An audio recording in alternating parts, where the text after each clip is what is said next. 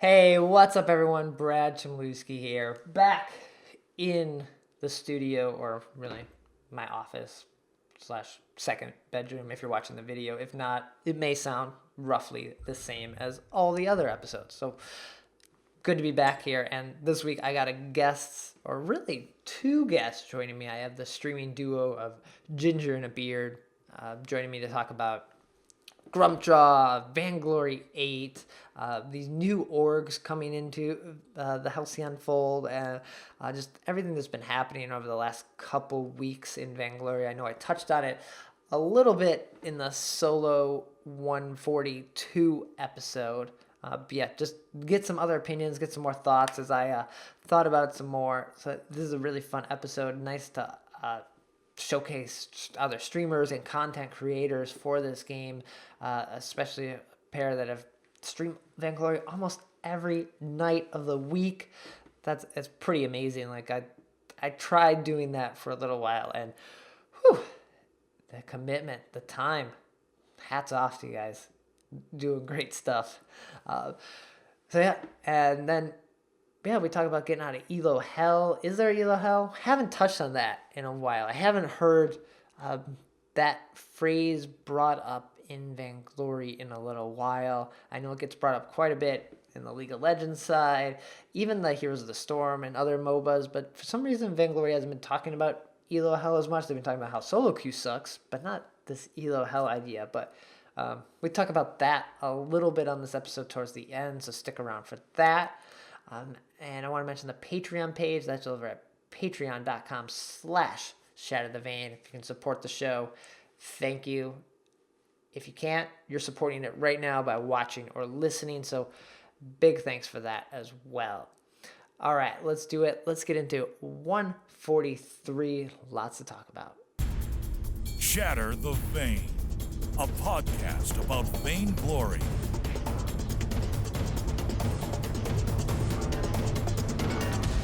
This is the 143rd episode of Shatter the Vain. My name is Brad Chmielewski, and this is a podcast all about Vainglory. Every week, try to break down the news, gameplay, game tips, and hopefully we can all become better players together. Each week, bringing on new people from the community, people that love this game, just love talking, love playing about it. And this week, I have the streaming duo of GingerAndABeard joining me. Welcome. Good. Yeah, good to have you guys here. I know I've seen you guys stream a few times. I pop in, I lurk. I lurk in streams. But for people that don't know who you are, do you want to introduce yourself? Sure. I'm Ripkord. Clearly, I am the beard side of Ginger. I'm DrakenMythik. My long flowing ginger locks make it Ginger and a beard. Nice. Yeah, so it's pretty awesome that you guys have a duo stream. Like I know the Seekers also do that from time to time, but it's usually like a one person thing. So that's got to be pretty fun to do. It is. Sometimes we are bad about talking over each other, but I think it makes for funny commentary because we pick on each other or get salty with each other, and I think the viewers enjoy it. Nice. What got you guys into, I guess, first Vainglory and then streaming on a whole, like what brought you into Vainglory? So, like we were talking about before, 2 years ago, there was a Jimmy Fallon and Justin Timberlake Apple commercial where they were showcasing Vainglory as part of it. Yeah. I remember seeing Blade in it anyways, but at that, we play on Android, so it wasn't out for Android then. Oh, okay. So literally about a year for the game to come out, and I was like, all right, we got to try it out. And I played it, and then got her to play with me, and just the rest is history. Yeah, just went from there, and then I think we were in a guild, and we were just like, we love this game. We play it constantly. How can we somehow get more involved in the community? And I kind of jokingly just threw out, well, let's stream. We've been watching all these streamers. We love it. Let's try it. And then he just kind of ran with it. The next I know, he was like buying things to do it. I'm like, okay, I guess we're streaming. So now here we are. Yeah, I remember early on watching a lot of Naked Green. She was always fun to watch. Oh yeah. Green Ranger and Exceptions, I think, were the first ones, and then We definitely like watching all the esports stuff. So we watched the original VGL Worlds over in Korea and the VIPLs and everything since Yeah. then. It's a lot of fun to watch, and like she said, we just kind of got into it. So you guys Kind of, weren't streaming anything beforehand, like no other games, like this one just happened to just make it happen. yep. Yep. We're learning as we go. We've done nothing like this before. It's an expensive and time-consuming project, isn't it? So we've learned, yeah. What happens in your guys' stream? Are you guys doing like casuals? Like if anyone's looking to check it out, like what goes on? Is it kind of a It mix? varies. We typically do viewer matches, which for us, they get to choose. They can either do like 1 casual, 2 VRs, or 3 blitzes. Okay. It's totally up to them. We leave it. Once in a while, we'll do a rank stream just because we stream pretty much every day. So Jeez. unless we rank on stream, then we don't rank. So once in a while, we'll pull out a day where it's like, hey guys, we're ranking. We just started doing what we call our Scream stream, which really has nothing to do with Vainglory. We play a scary game tonight, Sunday nights actually. Oh, cool. Some of our normal viewers are like, we want to see Desi be a really big baby playing a game. So that kind of started. On the bonus side of that is I'm a big baby too. Like I hate scary games. So Okay. Just like Resident Evil, and it was just like jump after jump. Ripkord played for all of 5 minutes where she hid in the corner. So Yeah, fun times. that's the new Resident Evil. Yeah, I've heard people say it's pretty intense. I didn't get very far. I just stood there because I was too scared. So, but yeah, for the most part, we just like to interact with our viewers as much as possible, and it usually just turns into a lot of fun. I feel Yeah. like just ridiculous moments in the game, playing with viewers, and we introduced Pick Our Hero, so played a lot of troll builds lately because I guess our viewers are a bunch of trolls and Sure. Yeah. Power Lane Finn and fucking Power Flickers and stuff like that. So we try to make it work, but it's usually just a big mess, I guess. Yeah, the viewers like to see you do weird builds that they would never do to just see you fail. It's pretty fun. We're okay with it. I think having the community and the play with the viewers is good because a lot of streamers, they end up going like, I'm just gonna rank, I'm doing my own thing, and then you're just watching them play, which it's tough to coordinate. I think playing with the viewers, I think it helps that you guys have 2 people to kind of keep an eye on that chat and know what's happening. Definitely, it makes a huge difference because if one of us is playing, and I seem to die more than she does, so I can make call outs, whatever. So it definitely helps having 2 people around checking chat or just trying to interact with the viewers. And some nights I'll just let her play and monitor chat and trying to get other stuff done because we both work full time, so Yeah. gotta make some time to make improvements to the screen and whatnot. So I might take a night here or there just to work on the screen, but we're still streaming, so it's not like we're losing out on screen time. We're just one of us is playing, and one of us isn't. Yeah. And it's gotta be nice that you guys do it together where other people are like, their wife or husband or girlfriend are like, what are you doing in there for hours at an end? Like, I'm just playing this game, just on the internet. Yeah, we don't have to deal with that at all. So it's Yeah. nice. We've had a few people, and some of the other streamers come in and like, yeah, my SO is always complaining that I'm on screen talking to people, whatever. And I know woodworking has to do it on the days that he works because otherwise his wife will be mad if Okay. he takes his days on streams. See, my wife, she just watches bad TV so I can go play Vainglory. So it's like it's a win-win for both of us, I guess. Yeah, I'm usually like, let's just go stream. Let's go stream. And while he's trying to work on other things, I'm like, who cares about that? Let's just go stream. That's usually the problem we run into is maybe streaming too much. Too much, okay. So what days do you stream every day? What time for people that are looking to check it out? Okay, so we stream Wednesday through Sunday. Okay. I work late on Tuesdays, so that's the reason we don't and then Monday we're trying to do more YouTube stuff. So we're working every day. Okay.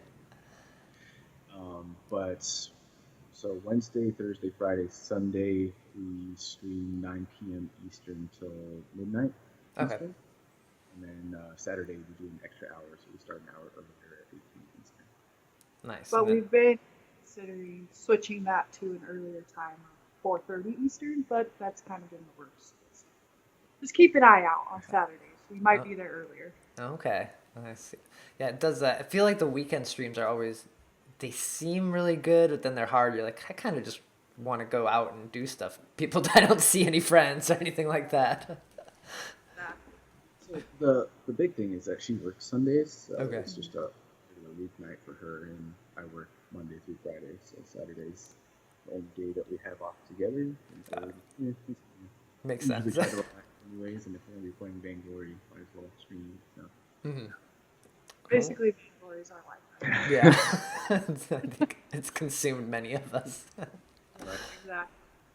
Well, there has been a lot of news this past week. Should we jump into that and talk about that? I think we just have a lot to just discuss and ramble on about. Vainglory News. So the first bit of news, I know I talked about this a little bit on the last episode, was the 5 new orgs coming into Vainglory. This is pretty exciting news. You guys said you watched a lot of the esports. Have you been following these new orgs? Yeah, definitely. I was pretty excited when they kept announcing them, and a lot of the players have been around for a while, but I just like seeing that they're getting some pro backing. I think that'll help out esports a lot and giving them the support that they need. I know, Gangstar's being one of the grassroots ones, been helping make players, and I feel like a lot of these players have been through Gangstars, but it's probably nice to have a huge organization behind you. A lot of these pro sports teams have other teams to other games that you can interact with and get backgrounds. Like, I know some of them aren't necessarily the same, like CS:GO or Overwatch teams, but Yeah. the League of Legends each other. teams, and just maybe upping their mental game and stuff like that, staying cool under pressure because they performed on bigger stages. League of Legends has a huge stage to perform on, so I think that's kind of cool for them to interact with those other teams. I'm just excited for what new rivalries will come out of this. Ooh, I think yeah. that's what I'm excited for. Yeah, so let's see if I can remember without looking at the notes here. We have Rogue, we have NRG, Fnatic, and I've tried Immortals. And Echo. oh yeah, Immortals and Echo Fox. There we go. Yeah. Trying to remember them all. Yeah, I know Fnatic's in the EU side, so we haven't heard, or I haven't heard too much from them yet, just because I think I'm in my NA bubble sometimes, so I only kind of see what the players I know and interact with are doing. So I know Immortals. We've seen the VIS league too, so we've got a taste of these players and kind of the new teams and stuff like that. So. Yeah, I'm looking forward to seeing what Fnatic does over there because they're kind of, I think, the bigger of them all. It should be interesting, definitely, because Mouse Esports and Team Secret, they're 2 pro teams out of EU that I can think of. And But, SK as well. And G2, yeah. So it should be interesting how that'll mix things up. And was there any orgs you were hoping that were coming in? Do you follow other esports? Were you looking for, did you want a Dignitas to come in or someone like that? Honestly, I don't. I guess the only other competitive sport I watch is Hearthstone. So Okay. I haven't watched too much League of Legends. But the games are so long that I'm just like, I can't sit down for 3 hours to watch a match. Yeah, no. Yeah.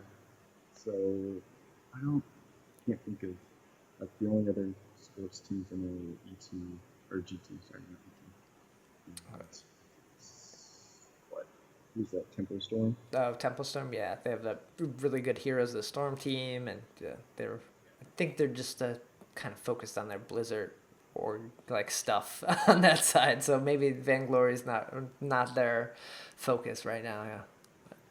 So it would be cool, as Vainglory grows, and I think it definitely will be growing to see more pro teams get into it. Mm-hmm. Something for the future. Yeah, and so we're gonna get a real first taste of all 5 of these orgs, plus the Super Evil Megacorp team battling it out in this Run the Gauntlet tournament that's happening on February 26th. And this, I think, is just a way to kind of build the hype for these new orgs and also preview update 2.2, or I guess showcase it more or less. This is pretty cool. It kind of means, I think, that update 2.2 isn't going to come until March 1st, right? If we're getting the first look on the 26th, we usually see updates on Wednesday. That's a long time. I feel like 2.1's been a long patch. Thoughts on that? I think it's just like a huge patch for them that maybe they just wanted to make it last longer, or maybe they're just so excited about what's coming they just want to build. Yeah, I felt just from, I don't know, maybe listening around that they're trying to get stuff just right. Okay. Just back, and as like you showcased the pro teams, that's a really big deal for them. Like having 5 come in for the new season, they were excited and wanted to put something together. So that might have been the earliest that they can do it and show off 2.2 at the same time. So I heard that the original release was supposed to be earlier and they pushed it back. So okay. Yeah, I wonder if it did have something to do with the orgs coming in, or maybe it needs to line up better with the esports schedule for the new Vainglory 8. Like maybe there's something there, like the timing needs to be right so they know when it splits and the next patch kind of comes out or something, that more planning than us know about. right. But 2.2 is going to have some fun new stuff. And one of those is a new hero called Grumpjaw. Have you guys looked at him or checked out his abilities? Yes. Amazing. I was super excited. So I wasn't quite sure what to think with that teaser, and then they showcase his abilities. I'm like, I'm just gonna run around and beat everything. It's gonna be amazing, and especially his B called Hangry. Just like, that is awesome. Right. I think I might have to learn how to carry now. I'm more of a roam. I've never really been forced to learn how to carry, so I think with this new hero, I'm gonna have to because I'm pretty excited. Yeah, it's weird that he is this like big monster, and he's just he's not a captain or a support, so it's kind of going against our thoughts of like what the captain position is, where it's like the tank and the protector. Yeah, I play a lot of Glaive, or I guess I played a lot of Glaive. Not anymore. And so he's kind of in the same line where he's like the tanky jungler, front lines, another jungler. Mm-hmm. So I think that it's going to be a lot of fun playing him, and his ult where he eats and spits people out should be really interesting. I got to try it out and see if it works on Finn, because that would be hilarious. Okay. He's bigger than you. Let's go through his abilities quickly and kind of talk through them. The first one's his heroic perk is called Living Armor. Grumpjaw hardens and grants him increased defense, and I think there's little notches underneath his health bar that kind of shows his stacks of it, so you kind of know how much you have. And each stack grants bonus armor and shield, and then enemies can remove the stacks of living armor by dealing damage to Grumpjaw, and he loses 1 stack per second while taking damage from basic or abilities. So that's just, he's just going to be in the front line, causing a lot of trouble. The fact that he only loses 1 stack per second is really huge. Like, even if you're dealing damage faster than a second, you'll still have that, armor. If you're, stutter stepping and doing 3 attacks per second, then you're still not doing as much damage as you would until the next second. So the fact that it's not based on basic attacks is huge. You're gonna have a heck of of a front line for 5 squishy seconds. carry. Yeah. Then his A is called Grumpy. Grumpjaw charges to a target location, dealing crystal damage, slowing enemies in an area upon reaching its destination. And then Grumpjaw deals bonus damage for each stack of his heroic perk he has, the living armor. So if you have all 5 stacks, you basically dive in there and you're going to do extra damage just because you're already a tank. Pretty dirty. It is. I like the fact that it's got a slow, because I feel like he's going to have a slower movement speed, so it gets them a little bit of stickiness. Probably going to need a little bit more though to stay on heroes. And then his B, Grumpjaw leaps towards his target and attacks them. Afterwards, he gains bonus weapon damage and attack speed for several seconds. This was just almost like it looked like a basic attack. Watching the video, it didn't look that interesting, I guess.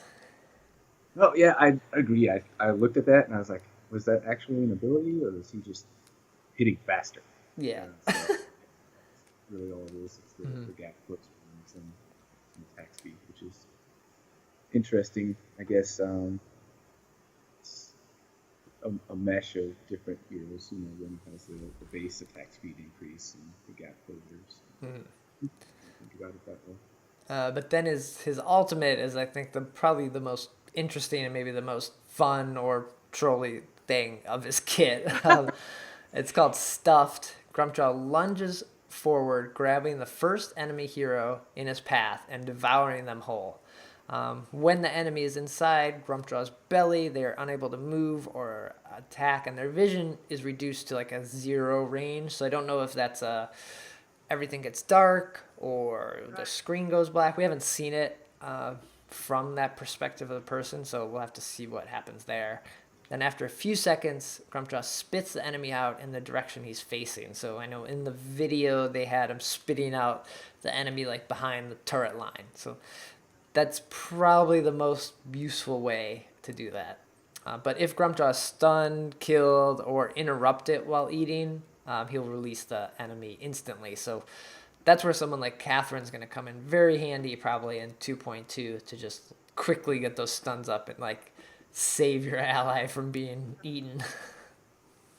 Yeah, I think a lot of people were considering the turret line as one of his things, but you could also probably chain stun if you're in the jungle, like spit into a Celeste, or collapse, or Finn's quibble. So it opens up a lot of potential for putting people out of position, and just locking them down.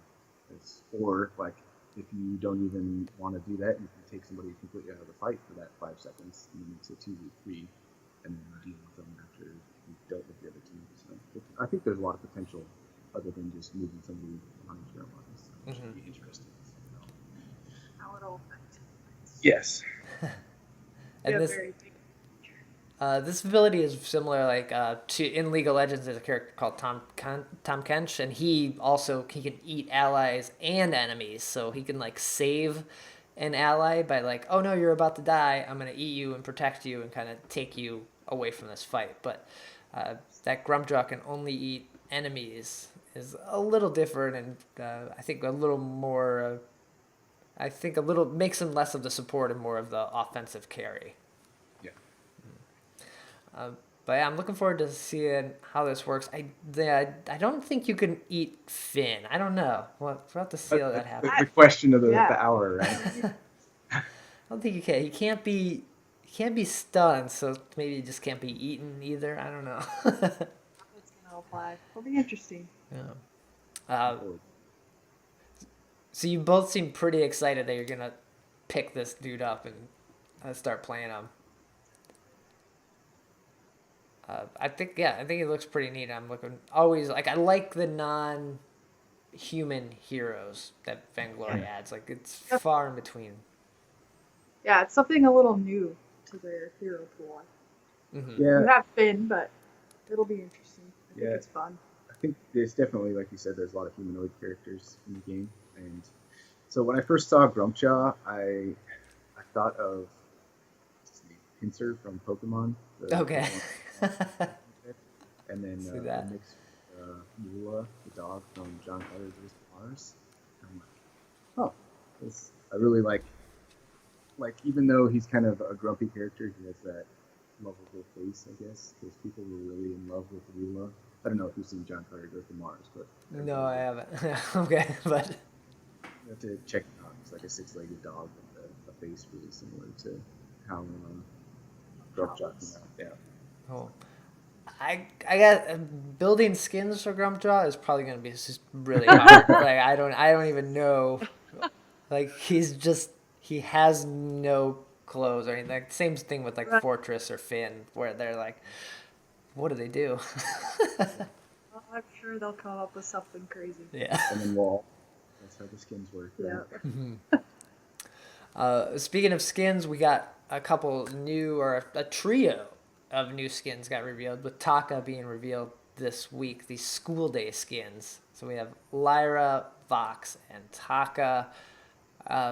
I've seen a lot of different chatter about these skins. What do you guys think about it? I at first was kind of like, I mean, yeah, I'm gonna get them. I wasn't too excited, but then I started seeing the animations, and I was like, okay, these are pretty cool. Is how I felt. Yeah, like when they first announced them, it's like high school days, heroes. I'm like, oh, I've been out of high school for like 10 years. High school. But then, I saw Vox's Shurikens and, Taka's to-go box, and I was like, all right, that's pretty cool. Yeah. What's kind of interesting, I know a lot of people have been talking about the Taka one, because this is the legendary one, so it has, I think, the most effects, which people are saying look very similar to Night Shadow, like the particle effects and things like that. It's not as unique maybe as it could be, but I like the look of it. But Yeah. the particles and stuff, like, what are you gonna do? There's sparks that fly off his blades. Right. There's not, like, what else are you How gonna much do? can we change that, right? Yeah. So, like you said, we can only do so much with particle effects and changing colors, unless they completely changed it to something else. I don't know.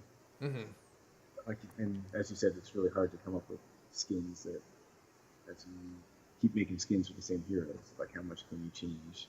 It's like you've got clothes, you've got some effects, particle effects, which I feel like they've done a pretty good job, and the red and green lightsabers are pretty cool, Right. in general. I think the whole to-go box totally won me over on that one. That's pretty neat, yeah. The Vox is the epic, and Lyra is the rare. So Lyra is going to be the cheapest of these school day skins, because she doesn't have, I think, any particle changes or any effects changes, just kind of a reskinning, which looks pretty nice. But I think the Vox skin, I wasn't a big fan of the tier 3 Vox we have. I don't even have that skin, so I can't wait to get this skin. That's probably my favorite out of the 3. I like the Shurikens. It kind of won me over, because the original look, I wasn't, like I said, was huge on the whole high school days, but then I was like, oh, he's throwing ninja stars. Yes, all right, we can play this. So, But yeah, this is a fun set. I hope they continue this and do other heroes with it, like maybe continue the summer party ones and these, because we have Kashka kind of hanging around in the background, so they're already teasing us that there could be a school day Kashka too. So They always gotta tease you. yeah.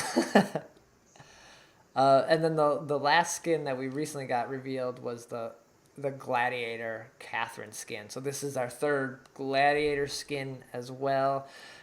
This skin looks great. I love playing Catherine. Catherine's probably my favorite hero. So this is like an instant pickup for me. Right. Same for me. Catherine is also my favorite player as much as I can. So I was pretty excited about this too. I mean, I think the whole Gladiator series in general was pretty awesome. So when I found out that she was going to get this skin, I kind of lost my mind. Because Arden's looks good. Lance is even better. And then I think Catherine's just going to have so much to her and just look great out there. Like her shield just looks deadly. It's going to be awesome. yeah, and I think that was my favorite part of the whole, the lore for the Skins. yes, for the skins. Thank you. I just blanked on the word, but Sugar Venom did a really great job, like linking them all together in that different environment. I think that's probably one of my favorite series so far, outside of like the Arden, Catherine. Mm-hmm. It's really cool. So Cool. I'm a big war fan too. So Nice. I try to read them. I get confused with all the alternate skin lore stuff. It just like it messes with me. But I like reading them. But then you have to like separate it from the actual story.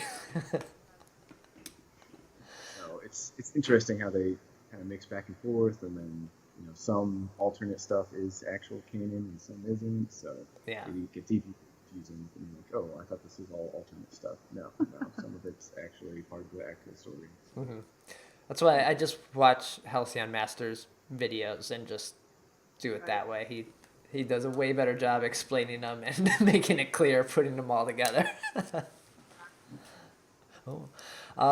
Then so that's it. Like coming in 2.2 that we know of right now. I'm sure there's balance changes. There's the map skin. There's other little tweaks. There might be another skin. Who knows? But those are our main skins right now. Also coming soon is the new Evil 8 is now going to be called Vainglory 8. So the name change, there's new rules. There's a lot of stuff in here that to follow, I guess, on the pro side of Vainglory. Have you guys read through these rules or have anything interesting about this? I'm kind of excited for this like roster lock. Like the rosters are going to be locked during the 7-week season, so that's good for especially the NA side because players would change teams, and I'd get lost on like what team is Coldamic on now? And Right. And I think that's a good thing for consistency for the viewers as well as for the team. Like they're not in this kind of turmoil situation. They can get together and it's like, all right, agree with these guys for at least the 7 weeks, and we can build a solid foundation and go from there. Like you said, I was like, it felt like after every major tournament, there was people switching teams and whatnot. It made it hard to follow as a viewer. So. And like I know I've heard some of our viewers talk about how they're like, we like this player, but he moved to this team, but we love that team, so now who do we cheer for? Okay. So maybe kind of like help cement that a little more, at least for that time. Mm-hmm. Yeah, I know a lot of people. I've seen a lot of tweets of people just getting behind Rogue now. Like they didn't even really know the players beforehand, but now they're like, yeah, this is gonna be my like org. I'm gonna support for Vainglory. I'm gonna watch them start from the bottom. Let's see what happens. So that's really cool. And knowing that team's going to be locked, you kind of like get to know them a little better. Right. I feel like they're the ones that I've heard the most about, like people coming to stream, and I feel like they're doing a really good job for just like recruiting and growing their guild. It's like they picked up, I think we've got 3 or 4 viewers that are like, oh yeah, I just applied to their guild and got in, so now I'm in with these pro players and we get to hang out and in game and play games with them. So they're definitely building a good fan base for sure, from what we've seen. That's cool. Another interesting thing in the Vainglory 8 is this double ban draft format. So it's not clear yet. We don't know if 2.2 is going to have a double ban in ranked, if you're playing ranked, or if it's still going to be single ban, or if this double ban is going to be kind of like the VIS Pro, where it kind of happens off screen in its own like web client chat kind of base. But having 2 bans for both sides is pretty interesting and opens up a lot of different heroes.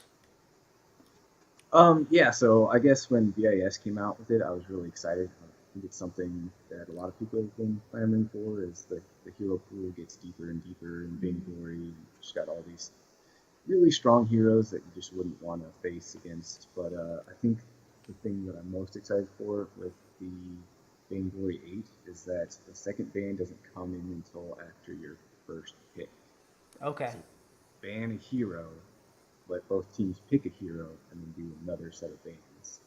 Is what I understood from the rules. I think that's going to be huge because now you're going to, say one team picks Vox, so now you're going to try and shut down the synergy for Vox. You ban Finn, who's probably one of the better supports for Vox, and force them onto a less synergistic captain or the carrier or whatever. So I think it'll add a whole new dynamic, especially where they put the second thing. So excited for that. Yeah, and I know a lot of players who never get to see their favorite hero get played by the pros, and I think this it just opens that up a lot more. Like I wanted to see Rona, and no one plays Rona or something like that, you know. Definitely forced pro players to themselves to have a much deeper player pool, hero pool. I mean, not that they probably don't already. Like you said, hopefully we'll be able to see it a lot more. Right, you would hope most of them can play a lot of the heroes at a high level, or almost all of them, because if not, this could be a problem. And we'll see who's the better player, a well-rounded player, because they have to jump to a different hero. There's no date yet when the season starts, right? I didn't see that yet. It should be. I think it was in a different post. They have a schedule. Okay. Yes, they had the updates with the rules in one post, and then another post had the actual schedule in it. I believe it starts in March. Okay. If memory serves. But yeah, it's definitely coming soon. Mm-hmm. So, yeah, get ready for that. I know VIS Pro should wrap up here in like another week or so. So that gives us probably like a week of off time, patch drops, learn it, back to Vainglory 8. Let's do it. Cool. Also in the news, I want to mention the VG or VG Minor, Vain Rank, and Vain GG. Have you guys been using any of these? I know I've been using a couple of them a little bit. I've looked at Vain GG and VG Minor. I just saw Vain Rank on Friday, I think I found that one.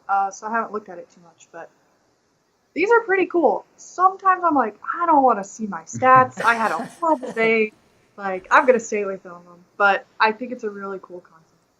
Yeah, I think it's great. VG Minor obviously started this whole thing with their, before the API was released, you could upload your screenshots and they just keep track.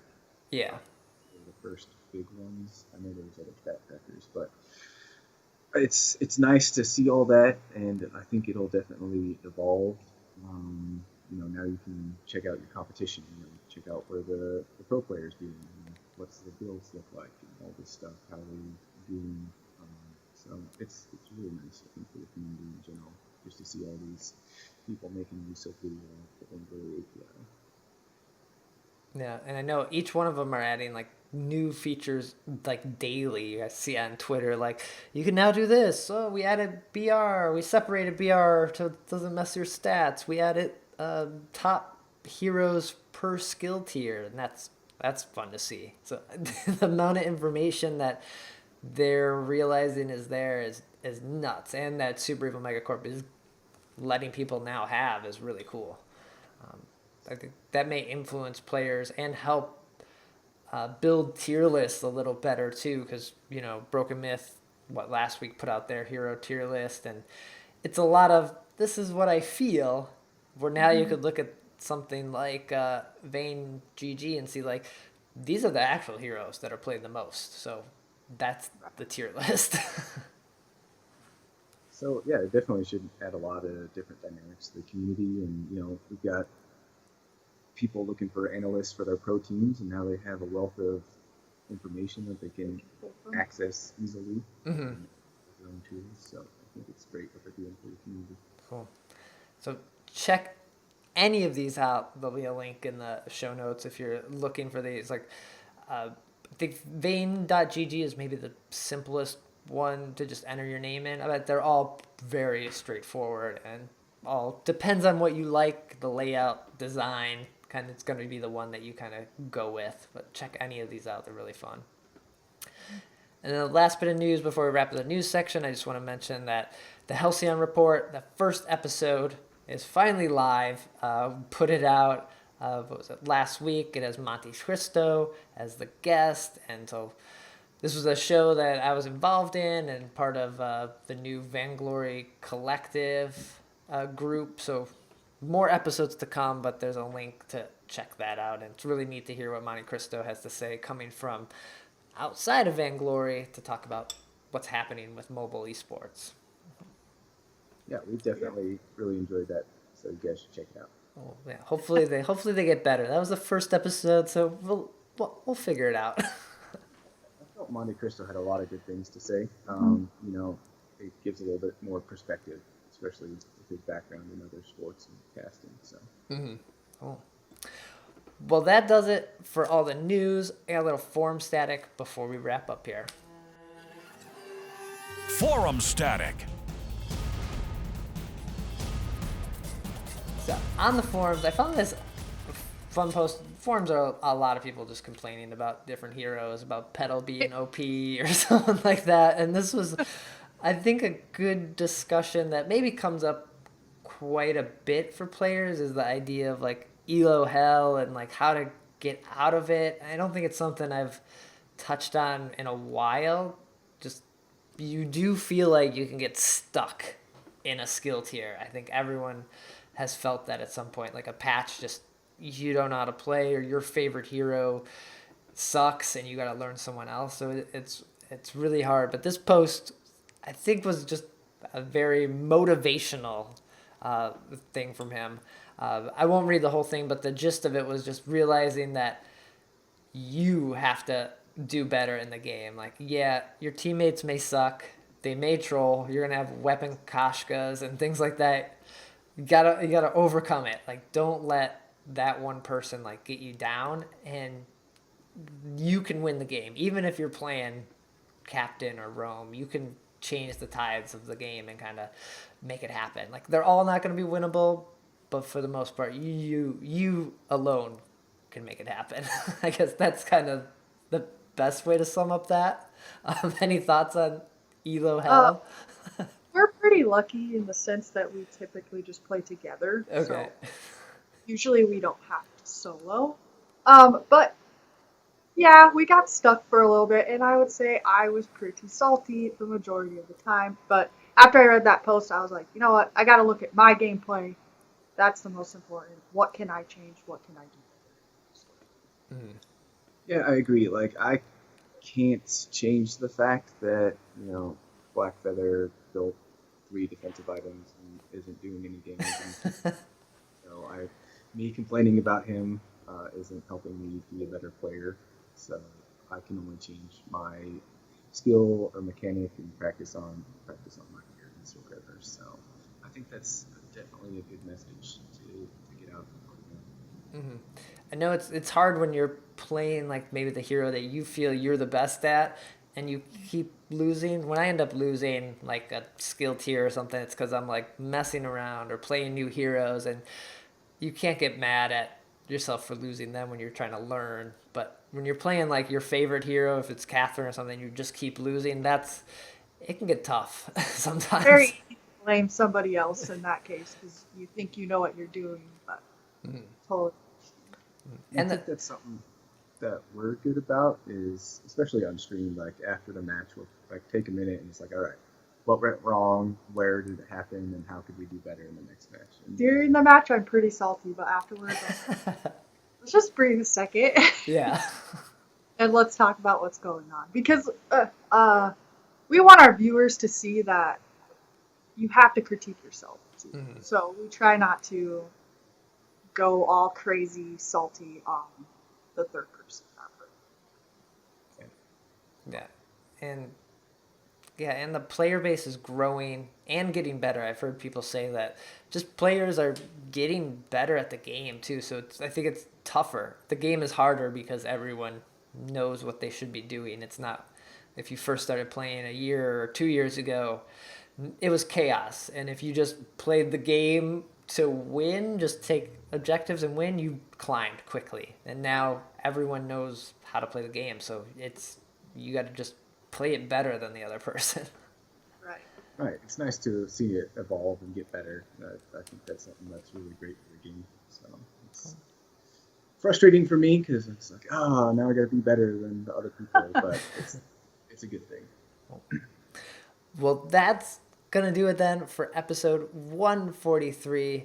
Thank you guys for joining me. This was great. Yeah, thanks for having us. Thanks for having us. Great opportunity. Where can people find you? Do you both have your own Twitters or do you share the one Twitter? So we share the one, which is GingerAndABeard, and then I have my own Ripkord BG. And what's yours? I think it's just at DrakenMythik. Yeah. And then we have a YouTube. Not much on it right now because we're kind of just now diving into that. Okay. Find us there too, but mostly Twitch and Twitter. Okay, and then yeah, I'll include links in the notes and descriptions. Check out the stream almost every night. So yeah, you could definitely pop in there at least once, play a game or something. So that'd be great. And you can follow Shatter The Vain on Twitter at Shatter The Vain, website shatterthevain.com. All the episodes get posted there. Links to iTunes, Stitcher, the YouTube version as well. And I'll be back with 144 next week. I should be getting these update notes soon, so hopefully we can run those down as well. All right, take care.